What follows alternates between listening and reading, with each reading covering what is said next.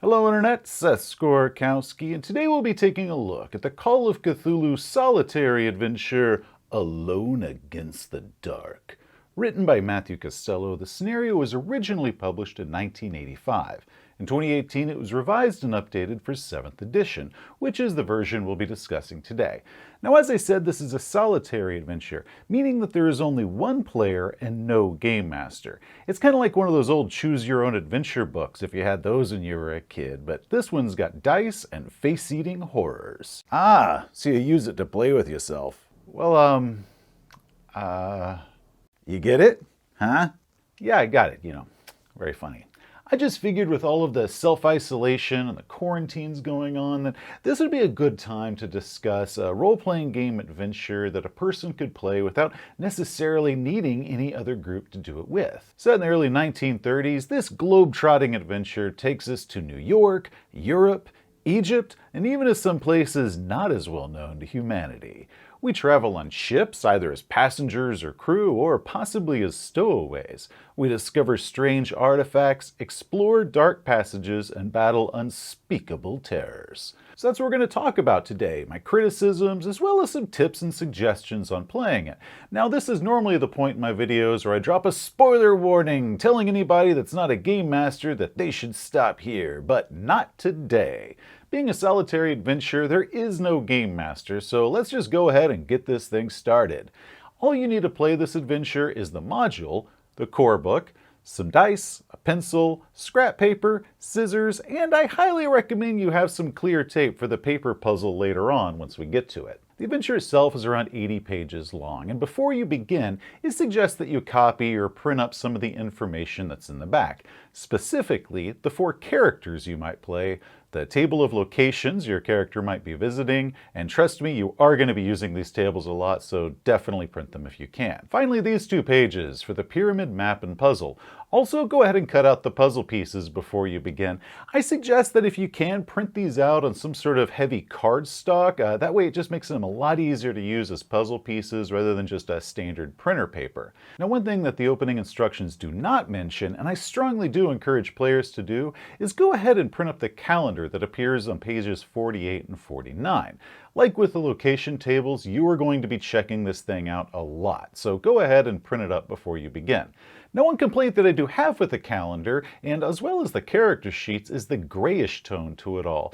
1, it eats the hell out of printer toner, and 2, it just makes it harder to read. Also, and I'm not really sure why it is, but the PDF is done in black and white. I mean, I get that for the printed book. Color ink costs more money, but color pixels don't cost no more. Then once everything is printed up, you go ahead and take Gruenwald's character sheet. You spend 150 points on any skills that you want. You can increase any of his current skills that he already has, or you can add entirely new ones. You can do this with the 4 pre-generated characters that appear in the scenario, but just do it for him at the very beginning. If he dies, which is very likely to happen, and then you activate the next character, at that time, based off of your own experiences as how this game is going and what skills that you think you need, it might help you to wait until then to go ahead and assign which skill points you want to give the new character. You can choose from any of the skills that you want. Anything out there, such as climb. I've always enjoyed climbing. It's like my old man used to tell me, you can lead a horse to water, and climbing is a very important skill to have. Once you're done choosing your skills, you are ready to begin.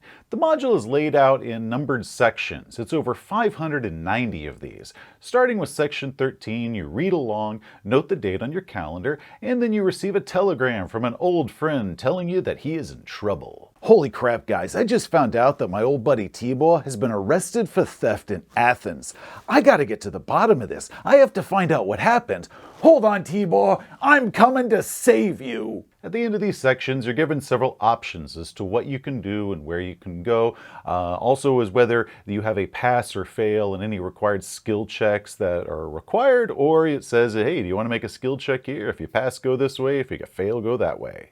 Now, one thing that I cannot stress enough is to go ahead and keep a piece of scrap paper nearby and just note down the number for any sections that you visit. I really can't stress this one enough because you are going to be flipping back and forth throughout the book, and it can get pretty easy to lose what place you're at or get confused and all of a sudden you're lost. So go ahead and just note down what location you visit very, very regularly. Okay, go to section 535.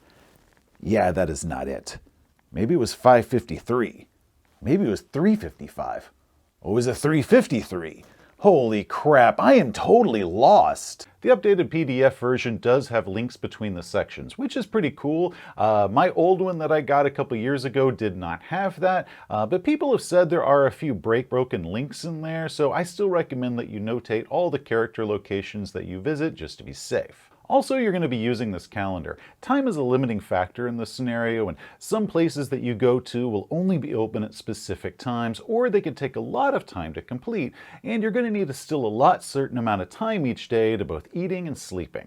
Now, at first, it might feel a little bit tedious and weird notating all the times down, and I'm not sure if it was the opening location in Arkham that was the roughest part of this adventure, or if it was just rougher for me when I played it because I was still getting used to it, and then once we left Arkham, I was used to it enough that it didn't feel that awkward and weird to me as it did at first. Now, there's still going to be some judgment calling that you have to do on your part. There are some portions that you might have to decide if it really should take that long to do that or not. So feel free to override that if it feels like there's a section or two that might seem like it's supposed to be taking a lot longer than it is. But once you get used to it, the time aspect of this scenario is really, really cool, and it really, really adds to the game. Now, following your clues, your character is going to be traveling around, uncovering more and more information, and eventually drawing the attention of hidden enemies.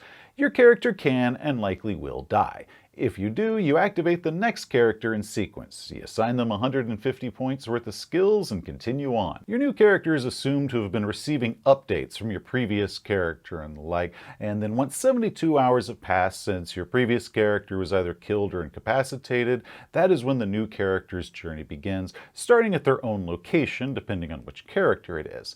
Since you can assume that most of the important information that your previous character learned has already been passed off to your new character, you don't need to spend as much time as you did before going through any stuff that you've already done. However, the new character might discover a few new things that your old character didn't discover when they went through this before, just depending on what each character's skills are and how you were rolling while you were there. Also, there are some locations that are different depending on what date you visit them. So they're like, if you visit this place before this date, this is what it's like. And if you visit it after this date, this is what it's like. So you still can have a different journey, but at the same time, there's no need to necessarily repeat every single thing that you did before, because it can be assumed that the character has gotten an update to most of the information. So that way you don't feel like you're having to just kind of redo the same thing over and over again and just keep the adventure moving forward. Now, you do have a luck pool that you can use, just like in regular Call of Cthulhu, but you are going to be called a lot to be making luck rolls, so be careful spending those luck points as you go throughout the adventure because you might need those points later on. So I gotta know, how many characters did you lose? I don't see how that's important. I mean, it's not like it's a competition or anything. It's, not really about winning or losing. So, a lot of them then. 8. 8. Holy crap, that is a lot of characters. That's twice as many as the module gives you. Well, many times I just kept the same character. It's kind of like you go back to your previous save point and you try again taking a different path. Though if it really was a good demise and I'm like, yeah, that was a pretty good death, I'll just go ahead and keep that character dead and then activate the new one.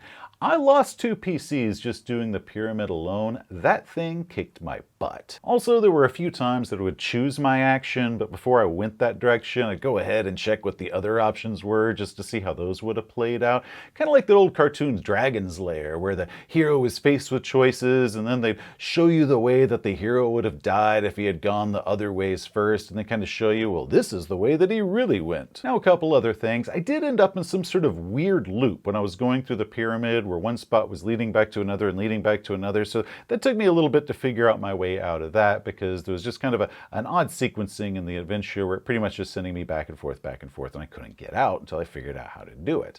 Lydia's name is switched to Nora at one point during the Lieutenant Wilson introduction, so just be noted about that. When it starts talking about Nora, it really means Lydia. Also, because I was using the physical book when I played it, and I was flipping back and forth throughout the pages, some of the bindings started coming out. So that was a problem, and I've read online that a few other people had binding issues and they were going through this adventure as well. I don't know if this has been updated in the newer printings of it. I've had this copy for almost 2 years, so maybe there's been a different print run or two since then and that has been fixed, but my flipping back and forth in the module did break the binding pretty quickly on this, so just be warned. Overall, I had a lot of fun with this adventure. It took me several hours to complete it, and despite any of my nitpicky complaints that I seem to have about it, I do recommend it. You can pick it up on the Chaosium website, where if you purchase the physical book, you then get the PDF copy of it for free, or you can get the PDF copy just direct from DriveThruRPG. I do recommend you give it a look, links below. Now, on a personal note, last week I had a few viewers kind of nicely scold me for the fact that I very rarely ever mention this, and it's always because I do find self-promo a bit awkward, but for those of you out there that do not know this, I am a fantasy author. My Black Raven series is 21 short stories following a pulpy fantasy thief, sort of in the vein of Fafhrd and Grey Mouser. There's 2 collections as well as a standalone short adventure. I also have my Valdekin series, which are novels following a group of modern-day monster hunters, and it's chopped full of action, globe-hopping, and a smattering of horror. And finally, there's my newest novel, Ashes of Onyx, which released earlier this year. It's an urban fantasy with dimension-hopping, the occult, lost Carcosa, and strong elements of horror and drug addiction. They're all available in print and ebook and audiobook, so if you are in the mood for a good book, and if any of those sound appealing to you, then go ahead, pick one up, enjoy it, and if you do, please leave me a review on Amazon or Audible or Goodreads, the like. Reviews are very, very helpful for me. I'll stick a link below. In the meantime, for all of you that are isolated and quarantined away, and all of our doctors and care professionals and service providers that are hard at work, take care of yourselves, be safe, and good luck. Hey, thanks for watching. If you enjoyed the video, please give it a thumbs up. If you want to see some more of our stuff, such as game reviews or how-tos or just some overall zaniness, just hit that subscribe button. Till next time, gamers, you have a great day. You know, this is like the 3rd or 4th time that I've gone charging off to save an old buddy of mine, and my success rate is shockingly low. You know, at first I thought it was just a run of bad luck, but now I'm beginning to think it's me.